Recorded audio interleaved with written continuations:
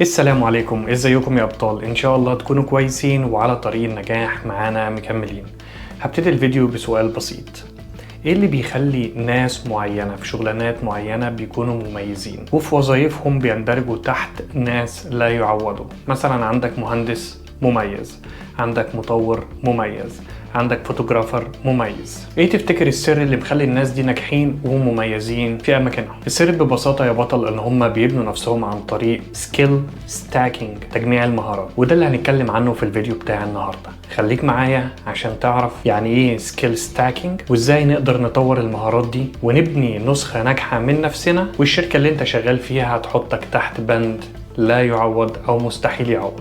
خليك معايا. هنبتدي بتعريف السكيل ستاكينج او تجميع المهارات، وهو انك بتقدر تجمع اكتر من مهارة. مش لازم تكون نمبر 1 او تكون المميز في كل مهارة، لكن لما بتجمع اكتر من مهارة ده بيخليك مميز وبيديك قوة رهيبة تقدر تفتح لك فرص انت ما كنتش متخيل انها تكون مناسبة ليك. يعني مثلا بدل ما تكون مبرمج كويس شاطر، لا، انت ممكن تكون مبرمج كويس زائد عندك مهارة التسويق زائد عندك مهارة التواصل مع الناس. ده بينتج عنه شخص لا يعوض. تعالوا ناخد مثال زي ستيف جوبز. كلنا عارفين طبعا ستيف جوبز وابل. هو ما كانش مهندس شاطر بس، ولكن هو كان مهندس شاطر عنده شغف للتكنولوجيا، حس فني عالي، وعبقرية في التسويق، وده اللي خلى شركة ابل بالشكل اللي احنا عارفينه دلوقتي. طب السؤال هنا، هل السكيل ستاكينج ده مصطلح جديد ولا موجود معانا من زمان؟ الإجابة ببساطة إن هو مصطلح موجود معانا من زمان، موجود معانا من سنين طويلة، والناس كانت بتطبقه من غير ما تعرف. هديك مثل. طبعا كلنا عارفين ليوناردو دافنشي. هو كان فنان وعالم ومهندس، وده مثال كلاسيكي على الشخص جمع مهارات كتير في مجالات مختلفة. لكن لو هنتكلم عن انتشار المفهوم وانتقاله من فكرة عفوية لاستراتيجية، ده حصل في ال10 سنين الأخيرة، وخاصة في فترة الكورونا.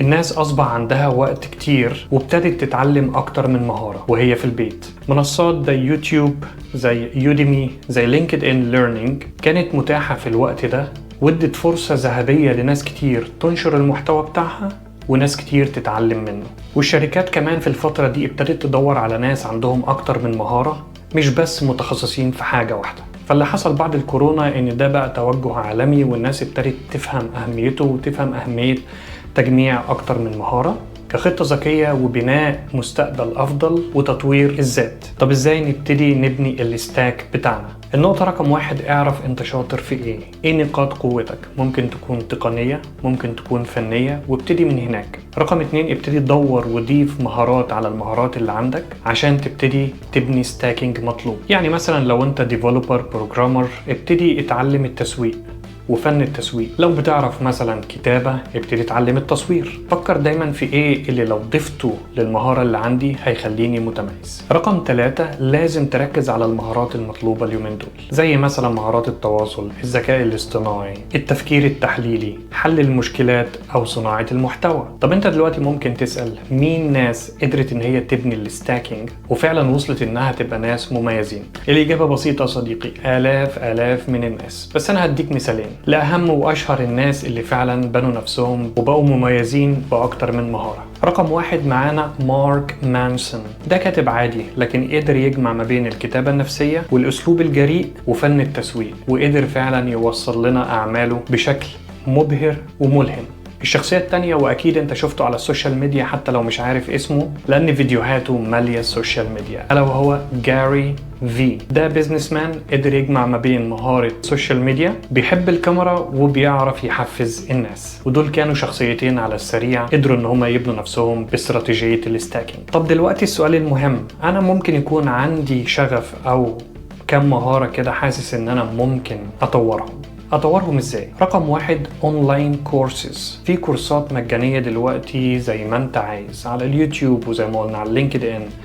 يوديمي في بعض البيزكس بتبقى فور فري، بس في بعض الادفانسد انفورميشن بتبقى بفلوس، ولكن لازم هتلاقي منصة تقدر تستفيد وتطور بيها مهارتك. تاني حاجة وهي استراتيجية جميلة جدا، ألا وهي learning by doing. مش كفاية ان انت تاخد المعلومة، ولكن لازم تطبقها.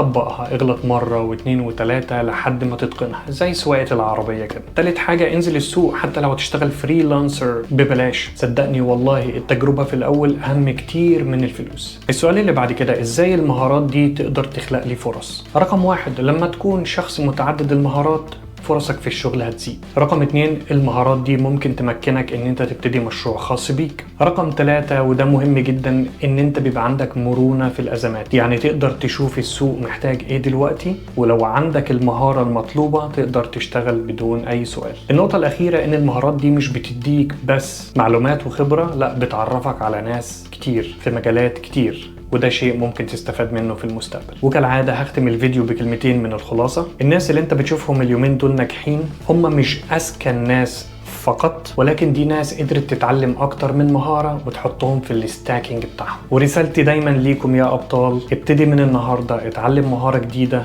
ممكن تفتح لك فرصة في القريب العاجل انت ما كنتش تتخيلها. ولو وصلت معانا لنهاية الفيديو، حابب اقول لك انت مش شخص عادي، انت شخص فعلا عاوز تبقى نسخة جديدة من نفسك. اتمنى الفيديو يكون عجبكم، واشوفكم في فيديو تاني ان شاء الله. مع السلامة.